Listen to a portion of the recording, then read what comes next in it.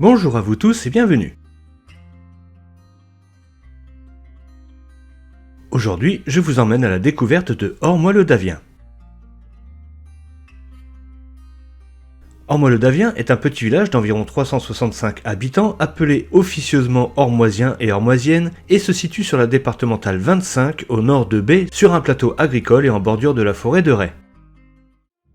Ce village a eu les noms jadis de Ulmeium au XIIe siècle, Ulmerium en 1214, Ormalium Vallis, Ormois-le-Davin, Ormay, Ourmois en 1266 et enfin le Ormois-le-Davien d'aujourd'hui.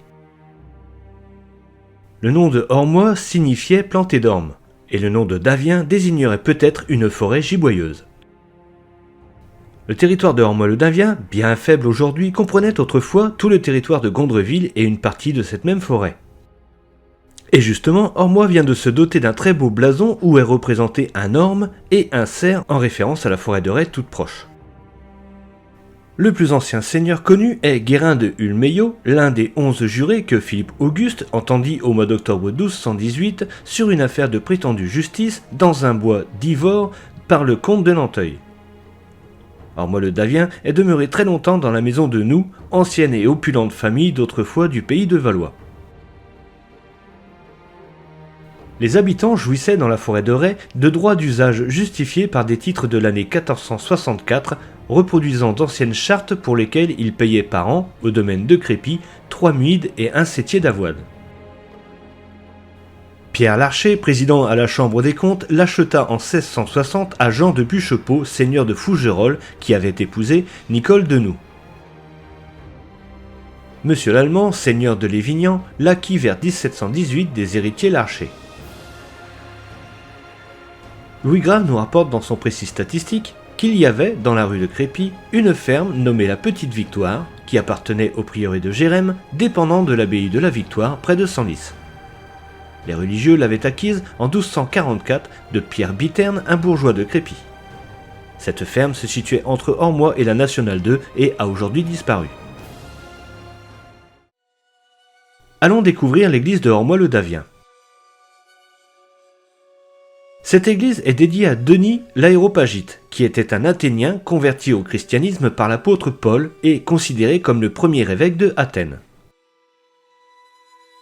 À partir du IXe siècle, les Parisiens l'ont aussi identifié à leur premier évêque, mais Denis l'Aréopagite s'écrit avec un Y, ce qui est différent du Saint-Denis de Paris, mais c'est ce dernier qui est devenu courant de nos jours. Donc, l'église Saint-Denis l'Aréopagite est un édifice homogène bâti au XVIIe siècle dans un style qui mélange les apports du gothique tardif et de la Renaissance.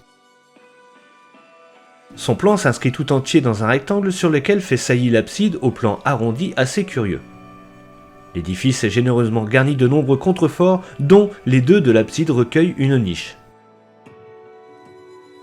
Suivant la tradition du gothique tardif, le clocher est sur la première travée du bas-côté, ici celui du sud. Ajouré d'un seul étage de baie géminée et en plein cintre, il est épaulé par des contreforts comportant de nombreux larmiers. Il est accompagné d'une tourelle d'escalier, comme on en voit souvent dans la région. Dans cet ensemble assez austère, on n'appréciera que davantage le petit portail encadré par 2 contreforts et une voûte en berceau sur le bas-côté sud. Son décor architecturé, aux motifs variés et délicats, s'accorde bien avec la date de 1632 ou 52 que l'on peut lire sur le pilier gauche.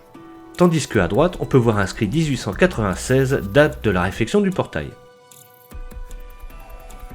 Sur le côté nord, on peut encore deviner l'ancienne porte qu'utilisait le curé pour rejoindre le presbytère voisin. L'intérieur est très lumineux grâce aux nombreuses et hautes fenêtres. De plus, les murs bas, récemment refaits à la chaux, et les murs hauts, clairs et propres contribuent à la clarté de l'édifice. Je ne sais pas si l'on doit dire que cette église a une nef à 3 vaisseaux et 5 travées, ou si l'on doit dire que c'est une nef basilicale, car tout est de la même hauteur avec un plafond plat. En tout cas ici, pas de bas-côté comme on les connaît habituellement. On peut voir comme à Ivors que des débuts de voûte sont présents sur les murs et les colonnes et donc que le voûtement était prévu. Comme souvent, c'est le manque de moyens qui est la cause de l'arrêt des travaux. Le début de voûte est supporté par de très beaux culs de lampe et les chapiteaux des colonnes sont exécutés avec le plus grand soin et relèvent déjà d'un goût classique. Seule l'abside est voûtée d'ogive avec une clé de voûte où l'on peut voir inscrit, je pense, M.L. Noiret, curé d'Ormois 1636 ou 26. L'abside comporte aussi le maître-autel avec un très beau retable et à gauche une niche richement sculptée. Les deux allées collatérales sont garnies de bancs et accueillent un autel avec de très grands retables agrémentés d'un tableau.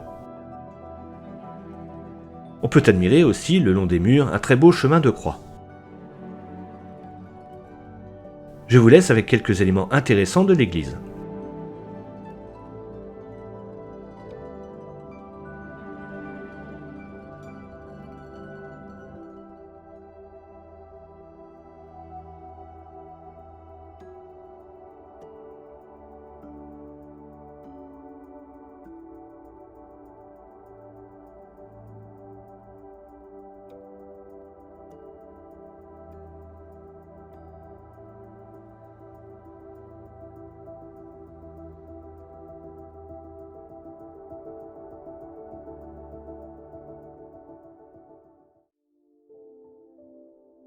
Retournons dans les rues du village.